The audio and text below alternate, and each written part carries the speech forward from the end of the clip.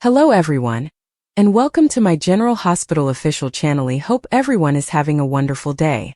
Before we begin, please hit the subscribe button and give this video a thumbs up.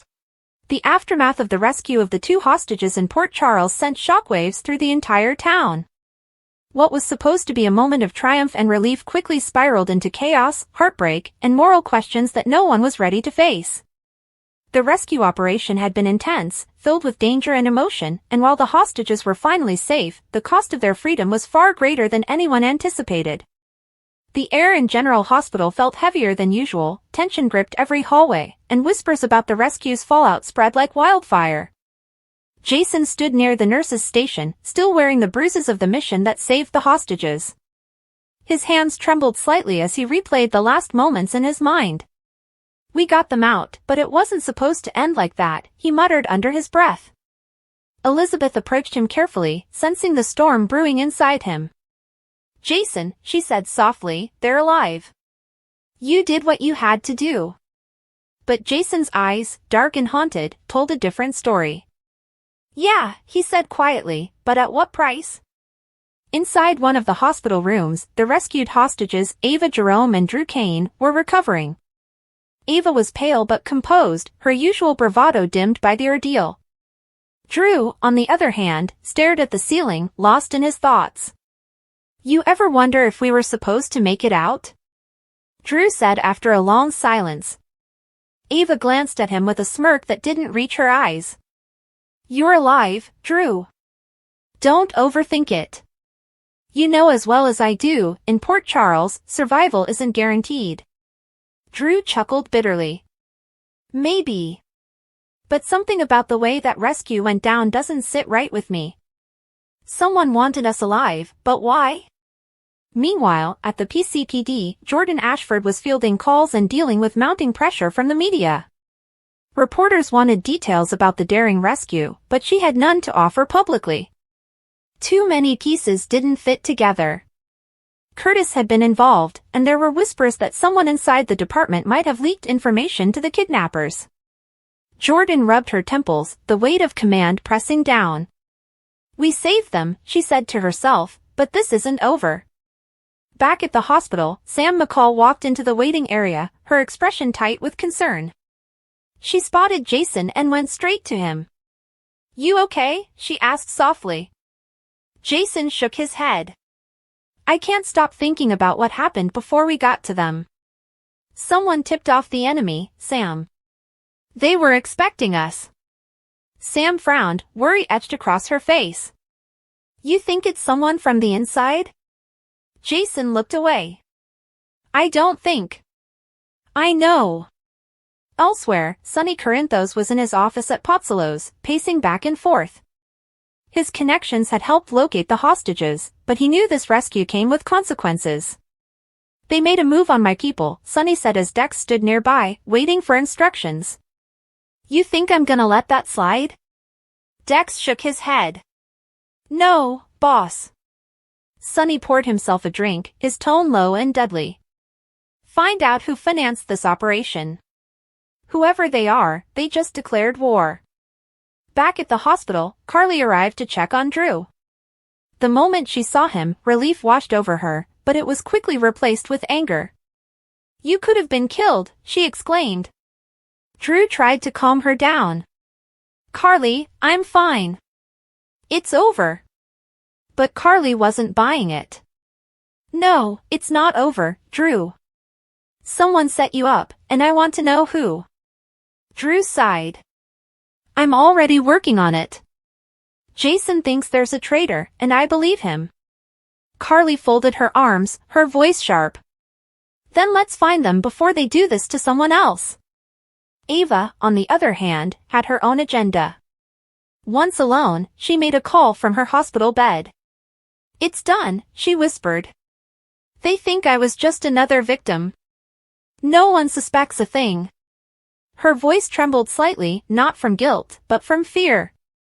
Whoever she was speaking to held power over her, and she knew one misstep could cost her everything. Meanwhile, Anna Devane met with Jordan in her office at the PCPD. "We need to talk about what really happened out there," Anna said sternly. Jordan sighed. I've got half the town demanding answers. What do you have? Anna opened a folder and slid it across the desk. Evidence of interference. Someone fed intel to the kidnappers. It's possible one of our own is compromised. Jordan's jaw tightened. You think it's someone on my team? Anna's eyes were sharp. I think we can't trust anyone right now. Later that night, Jason found himself alone on the hospital roof, looking out over the city lights. The wind was cold, but it didn't bother him. Sam joined him quietly, wrapping her arms around herself. You always come up here when you can't make peace with something, she said. Jason nodded. Every time I close my eyes, I see them, the men we lost in that rescue. They didn't have to die. Sam stepped closer. You did everything you could. Jason's voice broke slightly. Then why doesn't it feel like enough? Down in the ER, chaos erupted when a new patient was rushed in, one of the kidnappers, barely alive. Gunshot wound, critical condition, a nurse shouted. Epiphany directed the team, barking orders as they fought to stabilize him. When the news reached Jordan, she immediately alerted Anna. He's the key, Anna said. If he survives, we might finally get some answers. Jason and Sam rushed to the ER, but when they arrived, the man was barely conscious. Jason leaned in close, his voice cold. Who were you working for? The man's lips trembled as he whispered something unintelligible before flatlining. The monitors screamed, and doctors moved to resuscitate him, but it was too late. Jason slammed his fist into the wall, frustration boiling over. He was our only lead. At the same time, Nina Reeves sat in her office at Crimson, reading the latest news headlines about the rescue. Her expression was unreadable. 2 hostages saved, she murmured. And a storm brewing behind the scenes. Maxie entered with a folder. The public's eating it up. Everyone's calling it a miracle. Nina smirked. Miracles always come with a price, Maxie. Trust me. Meanwhile, Sunny met with Anna privately at the docks. I know you're digging, Sunny said. So am I. Whoever was behind this, they're smart, and they've got deep pockets. Anna crossed her arms. You think this ties back to Pikeman? Sunny nodded slowly. I think Pikeman's just the surface. There's something bigger going on, and this hostage situation was just the beginning. Back at the hospital, Ava woke up in the middle of the night, startled by a noise. She turned to see Nicholas Cassadine standing in the doorway, very much alive. Nicholas? She gasped. You're supposed to be, Nicholas smiled faintly. Dead? You should know better, Ava. Nothing in Port Charles stays buried for long. Ava's heart raced. What do you want? Nicholas stepped closer, his tone smooth and dangerous. To remind you that every action has consequences. Including that little rescue. Meanwhile, Drew met with Carly and Jason in the hospital's conference room. Nicholas being back changes everything, Jason said. If he's involved, this could tie into Cassadine business. Carly folded her arms. Then we need to figure out what his endgame is, before he destroys more lives. Drew nodded. We need to hit them where it hurts, their money, their power, their secrets. As the night stretched on, Port Charles seemed to hold its breath. The 2 hostages were free, but their rescue had unleashed a chain reaction of secrets, betrayals, and revenge. In the shadows, unseen enemies were already making their next move. At GH, Elizabeth sat beside Finn in the break room, exhaustion on both their faces. Feels like this place never gets a break, she sighed. Finn looked at her softly. Because it doesn't. But at least they're alive. Elizabeth smiled weakly. For now. In another wing, Sam sat by Jason's side as he stared blankly at the floor. You're not sleeping, she said quietly. Can't, Jason replied. Every time I close my eyes, I see what we left behind. Sam took his hand. You can't save everyone. Jason's voice was barely a whisper. But I have to try. At the same moment, Sunny received a message on his phone, a single photo of Ava and Drew during their captivity, and a warning written beneath it, "This isn't over." Sunny's jaw clenched as he stared at the image. "Looks like we're just getting started." The next morning, the hospital was buzzing again. Reporters gathered outside, desperate for statements. Inside, Jordan and Anna prepared a briefing. "We're keeping this quiet," Anna said firmly. "No leaks, no press statements. Whoever orchestrated this is still out there, and they'll strike again." Jordan nodded grimly. "Then we better be ready." As the camera panned out, in true General Hospital fashion, we saw each character in their separate corners of the city, Jason and Sam bracing for another fight, Carly and Drew plotting their next move, Ava hiding secrets that could destroy her, Nicholas watching from the shadows, and Sunny preparing for a war that could change everything. The rescue had saved 2 lives, but it had also unleashed a wave of retribution, suspicion, and vengeance that would ripple through Port Charles for months to come. And as the sun rose over the hospital, one thing became clear: the consequences of rescuing those 2 hostages were only just beginning. The dramatic rescue of the 2 hostages in General Hospital has shaken Port Charles to its very core, and the aftermath is just as explosive as the mission itself. Every character connected to the ordeal now faces emotional, moral, and even legal consequences. The trauma of what happened doesn't simply vanish after the victims are brought home, it ripples outward, touching everyone who had a hand in the rescue and everyone who loves them.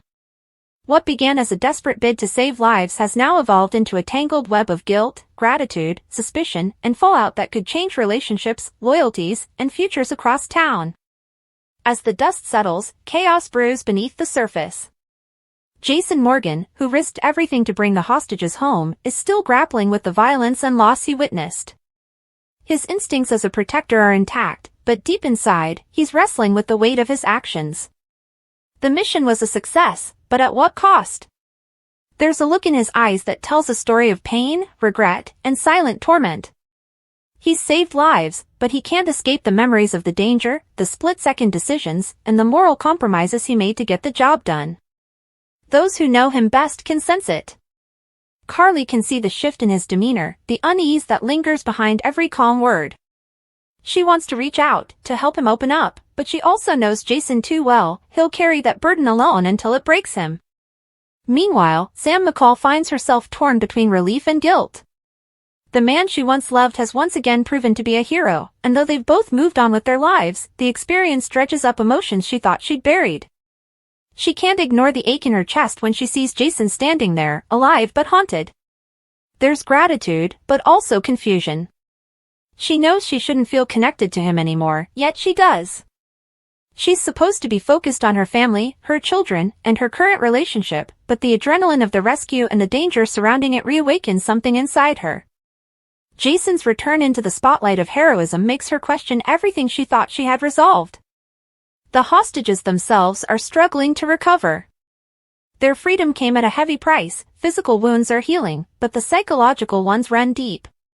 One of them can't sleep without reliving the terror, and every sound feels like a trigger.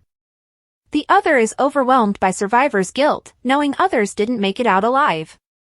Their return home was supposed to be a joyous event, yet their reintegration into daily life is anything but easy. Loved ones try to offer support, but they can't truly understand what it feels like to have stared death in the face.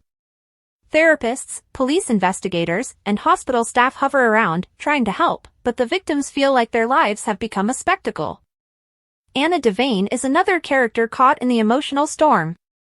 As the police commissioner, she's proud that the mission ended with the hostages alive, but she's not blind to the procedural violations that occurred during the rescue. Lines were crossed, orders were ignored, and in the chaos of the moment, Jason and others took justice into their own hands. Anna knows she can't officially condone what happened, yet she's also human enough to understand why they did it. The tension between her duty and her empathy puts her in a precarious position. If she cracks down on the rescuers, she could alienate valuable allies and spark outrage in the community. But if she lets things slide, she risks losing credibility and control of her department. It's a lose-lose situation, and Anna's leadership is on the line. Elsewhere, Sonny Corinthos is watching everything unfold with a calculating eye. He's proud of Jason, though he would never say it aloud. The rescue reminds Sunny of the old days, when loyalty and bravery meant everything. But Sunny also understands that the attention the rescue has drawn could put everyone in danger. The press, the police, and rival organizations are all watching, and Sunny knows that any misstep could invite new enemies. He's determined to keep his operation clean and quiet, but the emotional aftermath is stirring trouble within his circle. Carly's emotional involvement, Jason's inner turmoil, and the fragile stability of their lives are all at risk. Sunny feels the pressure of keeping everyone safe while trying to maintain control over his own unpredictable impulses. For Carly, the fallout is emotional chaos. Her loyalty to Jason has always been unshakable, but the intensity of what happened has reignited old feelings she doesn't want to admit. Watching him risk his life reminded her of why she trusts him more than anyone else, but it also made her realize how much she depends on him emotionally. She's trying to convince herself that her feelings are just gratitude, but deep down, there's something stronger brewing. Drew can sense it. He's been patient, supportive, and understanding, but he's not blind. The connection between Carly and Jason has always been there, lurking beneath the surface, and this event has only brought it closer to the surface. The rescue that saved lives might be the very thing that shatters Carly's relationship with Drew. Meanwhile, Dante Falconeri is finding himself at odds with both his conscience and his badge. As a cop and as a man who participated in the rescue, he knows things didn't go strictly by the book. He can justify it morally, 2 innocent people were saved, but professionally, he knows that kind of rogue operation can have repercussions. His superiors are demanding reports, questions are being asked, and Dante is being pulled into the crossfire between truth and loyalty. He wants to protect Jason, he wants to protect Anna, and he also wants to protect his integrity. But the truth has a way of surfacing in Port Charles, and Dante might find himself forced to choose sides sooner than he's ready. Elizabeth Weber's involvement in the aftermath takes a quieter, more emotional tone. Her connection to those involved, both as a nurse and as someone who's loved and lost because of the same kind of danger, makes her empathetic but fearful. She tends to the wounded and comforts the traumatized, but she can't shake her own dread that violence will come back around. The rescue reminds her of how fragile life is and how quickly happiness can vanish. She watches Jason's pain from a distance, feeling compassion but knowing better than to get pulled in again. Her heart has been through enough, yet she can't stop caring. Nina Reeves, always on the outside looking in, sees an opportunity in the chaos. She's eager to spin the story to her advantage, perhaps in her magazine or as a means to regain control over her public image. But in typical Nina fashion, her choices could backfire spectacularly. By trying to manipulate the narrative, she might end up alienating those she still hopes to reconcile with, especially Sunny. Her attempt to humanize the situation could be seen as exploitation, and if Sunny thinks she's using Jason's ordeal for publicity, it could destroy any lingering hope of reconnection between them. Nina's motives are complicated, a mix of curiosity, guilt, and the desperate need to matter again, but once she steps into the storm, she might not be able to step back out. The rescue has also triggered unexpected tension between families. The Quartermaines are divided over how the situation was handled. Tracy Quartermaine, ever the cynic, sees the rescue as reckless and foolish, while Brooke Lynn and others view it as an act of heroism.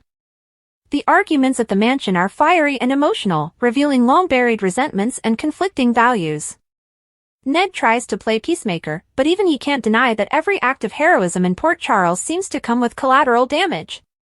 The question of who's right and who's wrong becomes impossible to answer, and the Quartermaines find themselves re-evaluating their priorities and alliances. The press coverage of the rescue adds another layer of turmoil. The media paints Jason as a shadowy savior, part hero, part outlaw, and the town can't decide whether to celebrate or condemn him. Public opinion becomes a battlefield. Some hail him as a man who did what the system couldn't, while others insist he broke the law and endangered lives. Anna's department feels the strain, and Sunny's organization faces new scrutiny. Even the hospital is swamped with reporters seeking statements from the rescued hostages, which only deepens their trauma. Privacy becomes a luxury no one can afford. The emotional toll of the ordeal spreads even to those who weren't directly involved. Willow and Michael, for example, find themselves reflecting on how fragile life is. The news of the rescue and the close call reignites old fears about losing loved ones. Willow becomes more protective of her family, while Michael's anger at the constant danger surrounding Port Charles resurfaces. They both want peace, but peace seems impossible in a town where violence and heroism are often two sides of the same coin. Even the younger generation feels the shockwaves. Jocelyn Jacks, ever bold and outspoken, can't stop talking about the rescue. To her, Jason represents courage, but also danger. She admires what he did, but she also fears what that life costs. Her conversations with Dex bring up difficult questions about the choices they make and the risks they take for love and loyalty. The hostage situation makes them think about what kind of future they can really have in a world that never stays safe for long. As days turn into weeks, the psychological aftereffects deepen. The rescued hostages begin therapy, but their progress is slow. Nightmares, panic attacks, and mistrust dominate their lives. They're grateful to be alive, yet they're also angry at their captors, angry at themselves, and even angry at those who saved them for not understanding their trauma. Relationships strain under the weight of unspoken pain. Loved ones try to be patient, but healing isn't linear. Some nights are calm, others are unbearable. The people of Port Charles are learning that even victory can come with scars that never fade. In the end, the rescue that everyone celebrated as a triumph becomes a mirror reflecting the complexities of human emotion, love, guilt, anger, relief, and sorrow all mixed together. Every character touched by the event faces a crossroads. Jason must decide whether to continue living in the shadows or finally confront his inner demons. Carly must choose between gratitude and love, between loyalty and truth. Anna must balance justice with compassion, while Sonny must fight to keep his empire from crumbling under public scrutiny. The hostages must learn how to live again, piece by piece, while the rest of Port Charles watches, waiting for the next ripple of consequence to hit. And that's the cruel irony of Port Charles, no act of heroism is ever simple. Every rescue, every sacrifice, every decision echoes through the lives of those who call the town home. The rescue of the two hostages might have saved lives, but it also opened wounds that will take far longer to heal. The consequences are only beginning to unfold, and as always, on General Hospital, salvation and suffering walk hand in hand.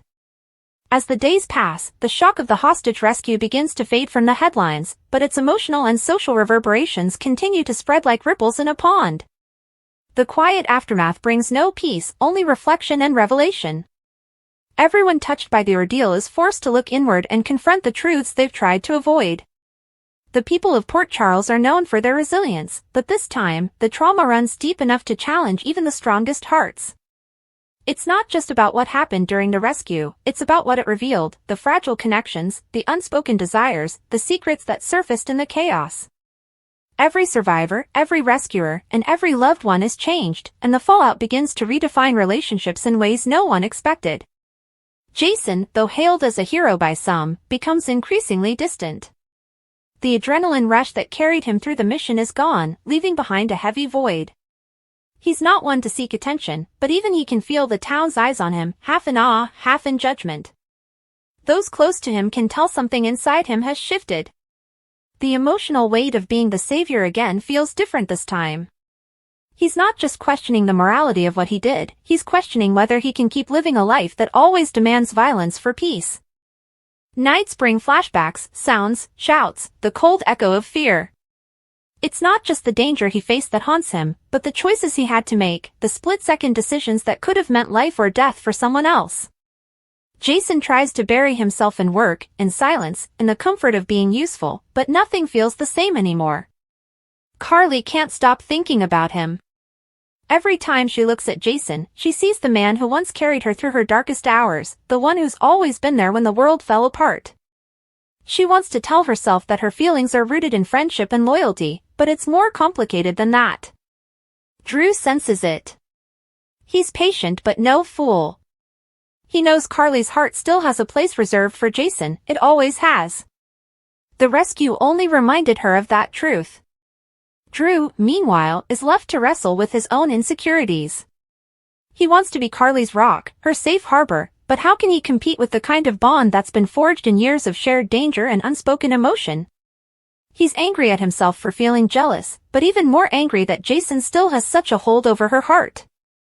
Sunny, on the other hand, is trying to keep the peace, both in his personal life and in his world of business. The rescue put a spotlight on his organization, and not the kind he wants. Every rival and law enforcement agency is sniffing around for weakness. But Sunny's more worried about the emotional instability within his circle. Jason's distance unsettles him. Carly's distracted, and Nina, always desperate for relevance, is stirring up more trouble than comfort. Sunny tries to project calm strength, but even he feels the strain. The line between his personal and professional lives is blurring again, and he knows all too well how dangerous that can be. The rescue brought Jason back into prominence, but Sunny can't shake the sense that his old friend's heart isn't in the game anymore. If Jason walks away for good, Sunny might find himself more vulnerable than ever. Anna Devane, meanwhile, is stuck in a maze of politics and ethics. The operation that led to the hostages' rescue was technically off the books, and now the higher-ups are demanding answers. Reports have to be filed, accountability established, and Anna is expected to enforce the rules. But what do the rules mean when they're pitted against human lives? Her superiors want her to make an example of someone, but she knows punishing the people who acted out of courage and compassion would be a betrayal of everything she stands for. Yet she also can't allow lawlessness to become acceptable under her watch. Her integrity is being tested on all sides. She's a cop, but she's also a mother, a lover, a friend, and all those identities pull her in different directions. Every time she looks at the rescued hostages, she remembers why she became a law enforcer in the first place. But when she looks at the bruised faces of those who broke protocol to save them, she questions how far justice can bend before it breaks. Dante is caught in the same moral trap. His loyalty to both the badge and his friends is tearing him apart. He's expected to report the truth about the operation, but telling the truth could ruin lives, Jason's, Anna's, even his own. Dante's never been one to take shortcuts, but this time, honesty feels like betrayal. He lies awake at night, staring at the ceiling, trying to justify the lies he's told. Lulu's memory lingers in his thoughts. What would she have said? Would she have told him to do what's right by the law or what's right by his heart? That conflict eats at him until he starts to wonder whether he even belongs on the force anymore. Sam, despite trying to keep her distance, finds herself pulled back into the storm. Watching Jason's struggle reminds her of the man she once loved, the man she once risked everything for. It's a connection she can't deny, no matter how much she tries. She tells herself it's compassion, but the truth is, it's deeper. The old feelings are still there, dormant but alive. She's torn between wanting to help him and fearing what that might mean for her own stability. She's built a life outside of Jason's world, one centered around her children and a safer kind of love. But safety has never stirred her soul the way Jason's danger once did. The rescue reopened old wounds, old passions, and old fears. Now, Sam's questioning whether she's truly moved on, or just learned how to pretend she did. The rescued hostages continue to struggle with their return to normal life. Their trauma runs deeper than anyone can see. One of them, racked with nightmares, starts pushing loved ones away, unable to stand the pitying looks and the constant questions. The other becomes obsessed with justice, determined to see their captors punished, even if it means crossing ethical lines. Their families try to be supportive, but it's not easy. Every well-meaning gesture feels like pressure. The hospital becomes a second home for therapy and checkups, but healing feels impossible when every hallway reminds them of what they endured. Their connection to Jason and the others who saved them becomes both a comfort and a curse. They're grateful, but also haunted by the violence that accompanied their salvation. Elizabeth becomes an emotional anchor for one of the survivors, helping them through sleepless nights and panic attacks. Her empathy is boundless, but it takes a toll. She's reminded of all the times she's nursed people back to health only to lose them again to violence or heartbreak. Watching Jason suffer in silence brings back memories she thought she'd buried. She knows better than to get involved, but her heart refuses to harden. She sees in him a man who carries the pain of everyone he's ever saved, and everyone he couldn't. That compassion stirs old feelings, and though she tries to suppress them, her eyes linger too long when he walks into a room. The Quartermain's infighting intensifies. The rescue divides them, not because of what happened, but because of what it represents, the clash between duty, morality, and legacy. Tracy accuses Jason of dragging the family name through the mud again, while others defend him as a hero who acted when no one else could. Ned tries to keep the peace, but the tension only grows. Brooklyn, meanwhile, takes the opportunity to reflect on her own courage, or lack thereof. Watching others risk everything makes her realize how much she's taken for granted. The Quartermaine mansion becomes a microcosm of Port Charles itself, full of pride, pain, and unspoken love, all simmering beneath a polished surface. Elsewhere, the press refuses to let the story die. The media frenzy surrounding the rescue continues to paint conflicting portraits: the noble savior, the dangerous vigilante, the corrupt police force. Rumors spread that not everything about the mission was as heroic as it seemed. Some claim that deals were made behind closed doors, that violence went unreported, that secrets were buried to protect reputations. Anna's department faces mounting scrutiny, and even the hospital's reputation takes a hit.